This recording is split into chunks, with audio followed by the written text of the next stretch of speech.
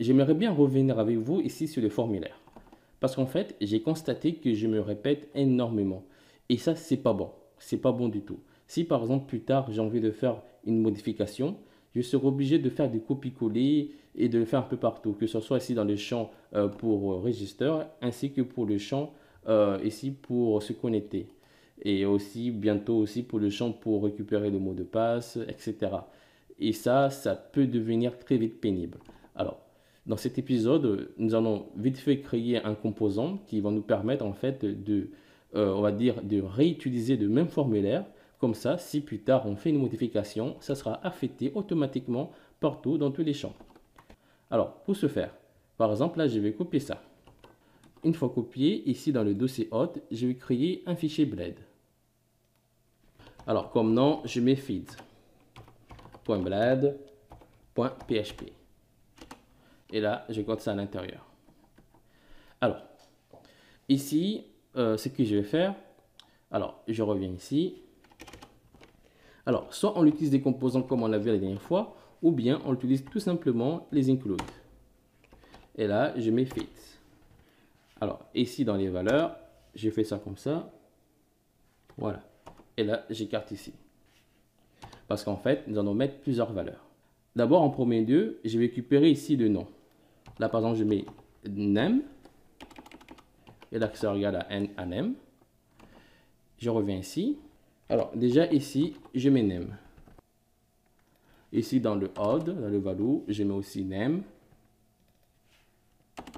Pareil pour ici. Et pour finir, ici, le nom du champ. Là, je fais un echo de name. OK. Si là, par exemple, je réactualise. Alors là, il m'affiche une erreur.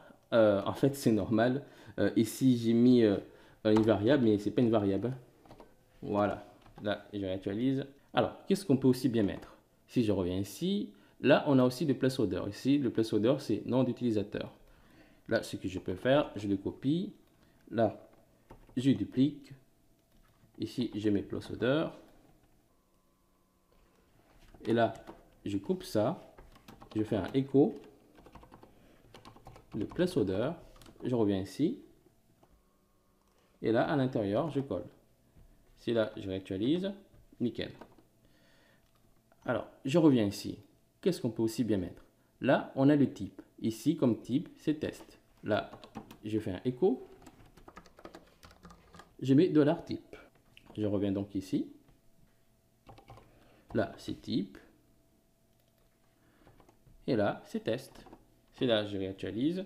Voilà. Du coup, je peux ici enlever ça.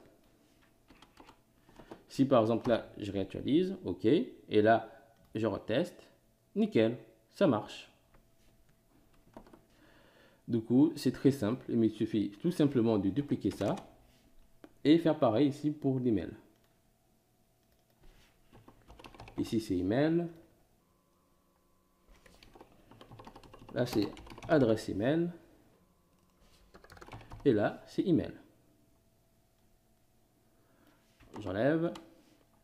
On va aussi faire pour le mot de passe. Je duplique. Là, c'est password. Et là, c'est mot de passe. Alors, ici, on a un problème. Enfin, ce n'est pas vraiment un problème. C'est juste que ici, le champ a pour nom password confirmation. Et le problème, ici, on utilise ici password pour afficher ici le message d'erreur de password. Comme ça, en fait, on a aussi le champ ici qui sera en rouge. Mais voilà, le problème, si on met password confirmation, le champ n'apparaîtra pas en rouge. Soit on le laisse comme ça, ou bien soit on utilise ici les composants. Là, je mets mot de passe. Je copie ça et je le colle ici. Ah non, c'est plutôt ici. Voilà, comme là, type c'est password. Bien. C'est là, je réactualise. Et là, je clique.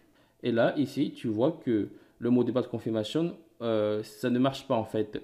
Si je voulais que la validation marche, il fallait que ici, je mette password. Mais comme là, ici, comme nom, j'ai mis password confirmation, du coup, ici, la validation en fait ne marche pas.